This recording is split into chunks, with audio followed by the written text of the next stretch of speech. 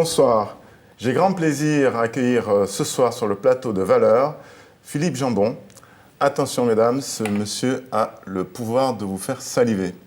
Mon Dieu. Philippe Jambon est donc chocolatier, c'est bien comme ça qu'on définit votre activité? C'est tout à fait ça. Et a une genèse assez particulière parce qu'il a été inspiré par la Belgique, je crois, initialement. Alors, j'ai surtout été inspiré par le produit plutôt que le pays. Il se trouve que le chocolat, il ne pousse pas en France, il ne pousse pas en Belgique, il ne pousse pas en Europe. Il pousse dans des belles contrées où la température permet ce magnifique fruit d'éclore. Mais j'étais surtout intéressé à créer mon projet. Et pour ce faire, j'ai cherché un partenaire qui était une usine qui pouvait fabriquer le produit que j'allais commercialiser. Alors, je poursuis mon introduction. Inspiré par la Belgique et peut-être Jacques Brel, n'est-ce pas? Oh, il y a... Pour votre nom. Le nom, c'est Jeff de Bruges. Pourquoi Jeff de Bruges? Ben, je raconte un peu cette histoire. Je m'appelle Jambon. Et ça s'écrit comme ça se prononce. Donc, quand on veut se lancer dans le chocolat, valoriser le produit, mettre ce nom-là au-dessus sur la porte, c'est un peu indélicat, je veux dire. Donc, il fallait trouver un nom. Et comme je n'avais pas trouvé de partenaire en France, mais en Belgique, je me suis dit, comme le produit allait être fabriqué en Belgique, il fallait respecter cette origine de fabrication, donc il fallait un nom belge.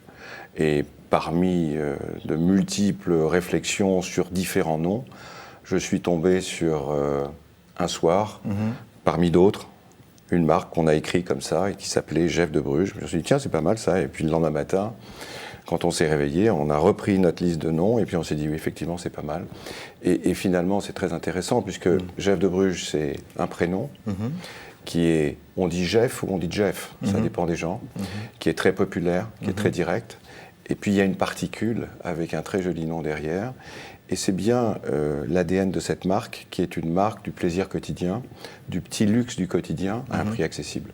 Donc alors, le Jeff est tout à fait attrapté. Pourquoi la Belgique? Vous étiez français, vous habitiez en France. Pourquoi aller créer cette activité en Belgique? Parce qu'à l'époque, mon projet, c'était d'essayer de créer une chaîne de magasins avec un produit qui avait un rapport qualité-prix. Donc un prix accessible pour aller concurrencer essentiellement la grande distribution.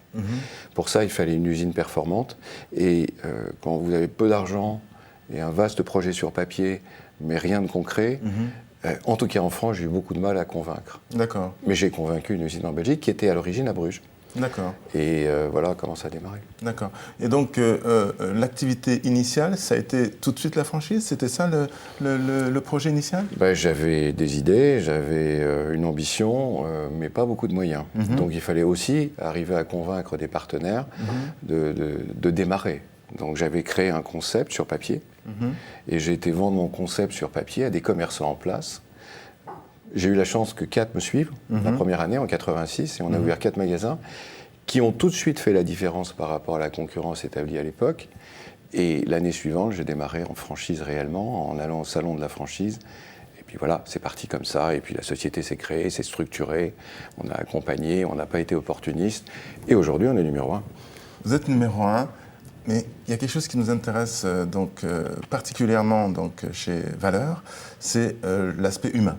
Oui. Donc cette émission se déroule théoriquement en 3 temps, hommes, projet, structure, parce que c'est la définition de l'entreprise. Quels sont les hommes qui ont porté le projet au départ? Quels sont les hommes de Jeff de Bruges? Au départ, il y a l'initiateur du projet, le fondateur, qui est moi, et puis petit à petit, on se rend compte qu'on a ses limites. Donc il faut, comme on dit, s'équiper. Il faut au mieux prendre des gens de talent. Et au fur et à mesure où l'entreprise a grandi, j'ai pris une secrétaire générale qui est toujours avec nous. Ensuite, j'ai pris un directeur retail, parce qu'on était dans le retail et il y avait du savoir-faire au niveau de la négociation des baux commerciaux et autres, qui n'était absolument pas mon métier. Et puis j'avais d'autres choses à faire. Donc c'est une équipe qui s'est constituée au fil de toutes ces années, avec beaucoup de loyauté et de fidélité. Et c'est, je crois, ce qui fait aujourd'hui l'originalité et la différence, et donc la force de l'entreprise. Pourquoi êtes-vous numéro 1? Parce qu'on est bon, parce qu'on respecte notre client, parce qu'on est bien élevé, et qu'un client qui rentre chez nous, il a le sourire. Et quand on vend un produit comme le chocolat, vous connaissez avec moi que c'est un peu con de ne pas avoir le sourire, quoi. Ou alors on se dit, je ne peux pas que je mange ça, j'aurai la même tête que la vendeuse. Donc ça veut dire qu'on on a vraiment le souci du détail. On fait énormément de formations auprès des commerçants, que ce soit franchise ou des magasins en propre, parce qu'il faut toujours se remettre en question et on a souvent la myopie du système quand on ne sort pas de son magasin, parce qu'on a un évolutif produit qui est très, très, très énergique, parce qu'on a un marketing pour valoriser ça qui est cohérent. Enfin, je ne sais pas, probablement un peu de chance et puis aussi beaucoup de travail.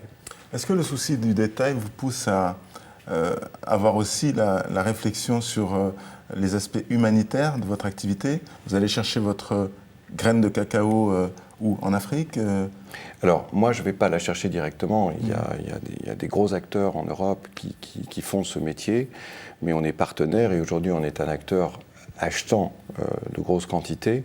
Donc, on s'est totalement investi dans cette filière. Et quand on connaît un peu la filière ou qu'on la comprend, on se rend compte qu'il y a des enjeux pour le chocolat dans sa globalité, dans des pays qui sont des pays fondamentaux et essentiels pour la production de cacao. Je veux parler de la Côte d'Ivoire et du Ghana, qui à eux deux produisent 60% de la récolte mondiale du chocolat. Mais justement, est-ce que le commerce est équitable? Alors il l'est de plus en plus, parce que la filière a compris que sans équité, il n'y a pas d'avenir.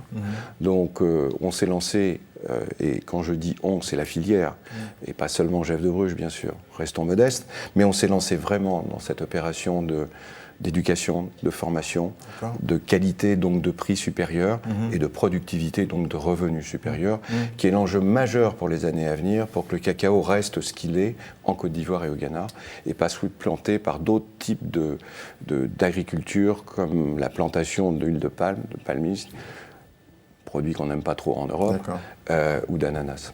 D'accord. Et donc vous situez en termes de gamme, à quel niveau, Jeff de Bruges, gamme de prix sur le marché? En prix, on est hyper raisonnable. On est tout à fait compétitif par rapport à la grande distribution. En qualité, et je vais être totalement objectif en vous répondant ça, on est vachement mieux. J'en doute pas. Et le rapport qualité-prix fait qu'on est numéro 1. Les gens ne se trompent pas. Numéro 1, mais avec quel chiffre d'affaires? Le réseau aujourd'hui pèse pour un peu plus de 200 millions d'euros. Donc, alors, dans le monde du chocolat... Vous parlez de 200 millions d'euros d'actifs? De chiffre d'affaires. De chiffre d'affaires, d'accord. Ouais. Donc ça fait quelques millions de chocolats vendus par an. Alors on est petit, par rapport au marché du chocolat dans sa globalité en France, mais parmi les chaînes spécialisées, on est numéro 1 et de loin, avec des chiffres d'affaires qui sont, d'après mes informations, elles sont précises, à peu près 50% supérieurs au numéro 2, au mètre carré. Alors, Jeff de Bruges ou Philippe Jambon, c'est quoi l'avenir? Quels sont vos projets? Le projet, c'est de rester numéro 1. Et vous savez, quand vous l'êtes, c'est compliqué de le rester. Donc ça veut dire qu'il y a des vrais enjeux par rapport au commerce d'aujourd'hui. On parle de digital, d'omnicanal, tout ça a des impacts. Il y a de vrais enjeux par rapport à la perception du commerçant, par rapport au commerce de proximité. Tout ça, c'est notre univers. Donc il y a une vraie réflexion stratégique, il y a de l'évolutif, concept. Le digital rentre dans le chocolat Pas dans le chocolat, mais à côté du chocolat, pour le faire connaître. Oui, bien sûr, on est obligé aujourd'hui d'être dedans. Alors pas comme Amazon, mais bien sûr. Vous ne vous ubérisez pas? Non, pas du tout. Bien. Non. Quelles sont, pour terminer, les valeurs qui portent donc Jeff de Bruges ou Philippe Jambon, son dirigeant? En regardant, bien entendu, nos téléspectateurs, s'il vous plaît. C'est très intimidant, ça.